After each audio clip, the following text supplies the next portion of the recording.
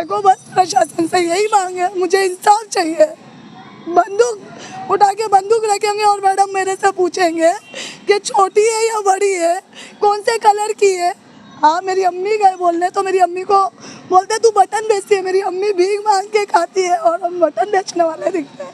मानखुर में बंदूक की नोक पर माफिया गणेश हरिजन उर्फ गनी ने करा जमीनों पर कब्जा। महिला को बंदूक दिखाकर जमीन हड़पने का खुलासा। अभी तक गनी विशाल और उनके साथियों ने मिलकर करोड़ों की प्रशासन के जमीन बेचकर की काली कमाई। शमीम नामक महिला पर झूठा इल्जाम लगाकर फंसाने की रची गई साजिश।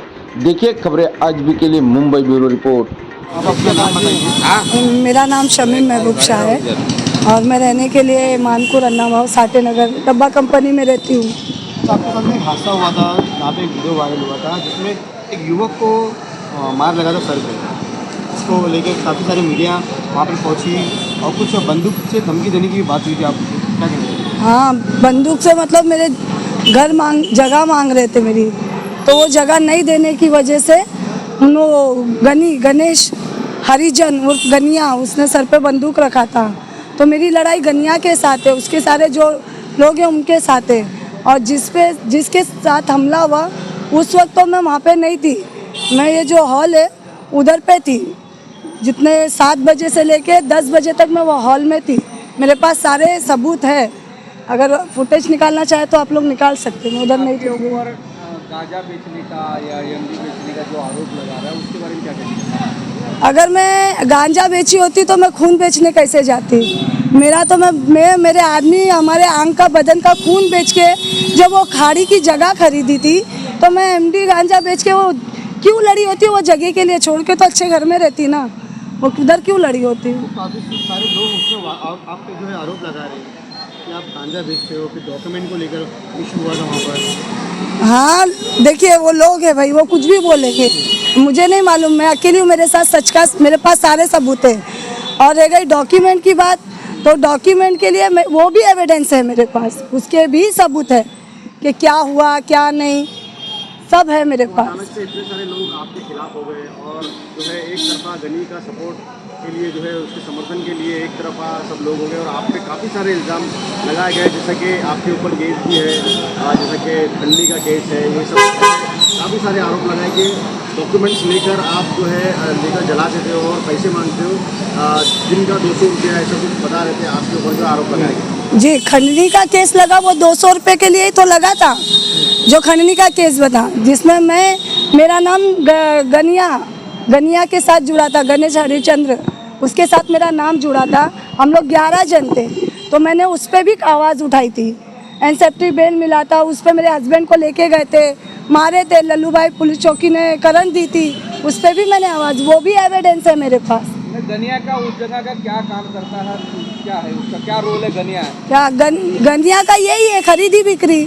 2 जगह 10 बाई 10 की बेचो और 2-2, 3-3 लाख कमाओ। भाई तो वो क्या कर रहा था उससे मुझे लेना देना नहीं। जब मेरे जगह तक आया, मेरे घर तक आया, तब मैंने आवाज़ उठाई हूँ।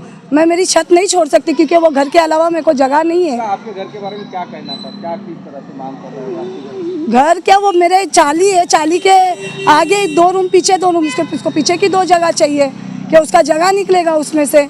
तो भाई वो कोई म्यूनसिपाल्टी का आदमी तो है नहीं कि मैं उसके बोलने पे 10 बाई 10 ले लूँ। अगर म्यूनसिपाल्टी आके मेरे को 10 बाई 5 भी देती तो मैं उसमें भी मेरा संसार करती। तो वो है नहीं। तो उस बात पे लेके आपको घर नहीं देने पे आपको बोलते आपने एप्लीकेशन किया है कि आपने रिवॉल्वर रखा? हाँ, मैं आवाज़ उठाई क्योंकि उसने जब बंदूक रखा था तो उस दिन तो डर के मारे हम लोग कहीं नहीं गए क्योंकि लाइट पानी सब बंद हो गया। बच्ची थी मेरे घर पे 17 साल की, तो उसने भी बोली, तो हम लोग की एनसी भी कोई नहीं लिया, ना एनसी लिए, ना सुनाई पड़ी, ना कुछ नहीं। जब ऊपर से दबाव पड़ा तब उसके बाद जाके कही तो वो 4 बजे मेरी एनसी लिए। एनसी ली गई? हाँ, एनसी लिखे, हाँ एनसी लिखे, बाकी और कुछ नहीं। पुलिस स्टेशन से आपको कोई कोऑपरेट नहीं, कोई कोऑपरेट नहीं किया। बल्कि वो घोर पड़े मैडम तो वो बोलते हैं कि बंदूक का साइज कौन सा था, छोटा था कि बड़ा था। अब वो जब सर पे रखेंगे तो वो कौन सा साइज मैं बताऊं कि क्या था और क्या नहीं। अभी तक पुलिस स्टेशन में जो मैडम है सीनियर पीआई है, आपका क्या सुनवाई में आपके ऊपर क्या और सारी चीज़ें बोल रही हैं? आपको क्या बोलती है मैडम को जाने के बाद? कल मैं डीसीपी सर के पास गई थी चेंबूर में। वहाँ पे मैडम मेरे को सर ने क्या बोले कि आप जाओ आप वहाँ पे बोलो अपनी बात, वो करेंगे घोरपड़े मैडम। तो मेरे को डर है, मेरे जान का धोखा है या मेरे पे झूठा FIR होगा, तो मेरे को उसका डर है। इस वजह से मैं नहीं गई।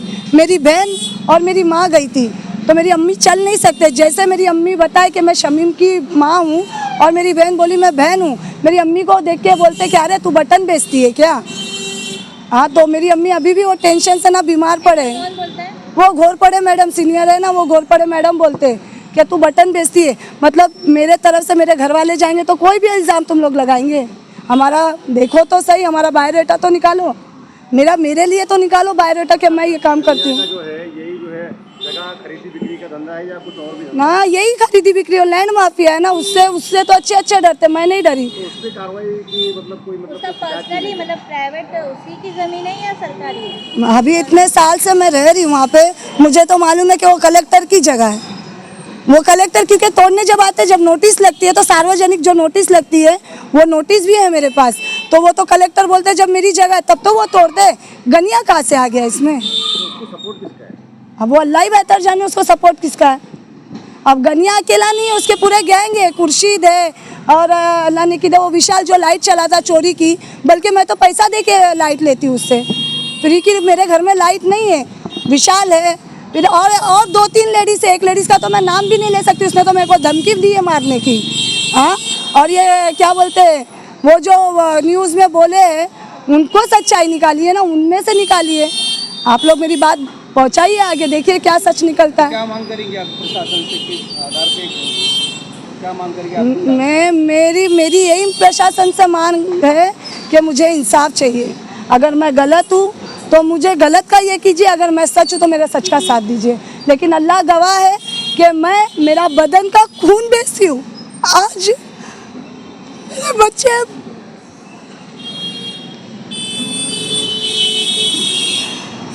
17-18 साल के मेरे बच्चे हैं और मेरे आदमी ने खून बेच के घर चलाए और वो गांजा बेचने वाले में मेरा नाम शामिल कर और मेरे आदमी ने खून बेच के घर चलाए और वो गांजा बेचने वाले में मेरा नाम शामिल कर दिया।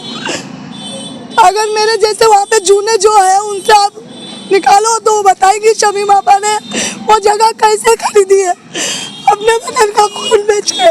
तो मतलब ये लोग मेरे पे कोई भी केस लगा सकते, कोई भी FIR बना सकते। ऐसे ही इन लोग ने कलवा के साथ की, खलील के साथ किए थे, खलील के साथ भी सेम उन लोग ने वैसे ही किए थे। और गनी ने बोला था ये बात, मेरे को गनिया ने ये बात बोला था कि जो मैं खलील के साथ किया हूँ वो मैं तेरे साथ ज़रूर करूँगा और रुक जा 4 दिन के अंदर तेरे साथ मैं क्या क्या करता हूँ। मेरे साथ का मेरा रेप करेगा या मेरी बच्ची का रेप करवाएगा या जान से मारेगा, ये डर के मारे में अभी तक पुलिस चौकी जाने की मेरी हिम्मत ही नहीं हो रही है कि मैं वहाँ तक चढ़ूँ। मेरे को बस प्रशासन से यही मांग है, मुझे इंसाफ चाहिए। बंदूक उठा के बंदूक रखेंगे और मैडम मेरे से पूछेंगे कि छोटी है या बड़ी है, कौन से कलर की है। हाँ, मेरी अम्मी गए बोलने तो मेरी अम्मी को बोलते तू बटन बेचती है, मेरी अम्मी भीख मांग के खाती है और हम बटन बेचने वाले दिखते हैं। कोई भी केस में, झूठे केस में तुम फंसाएंगे।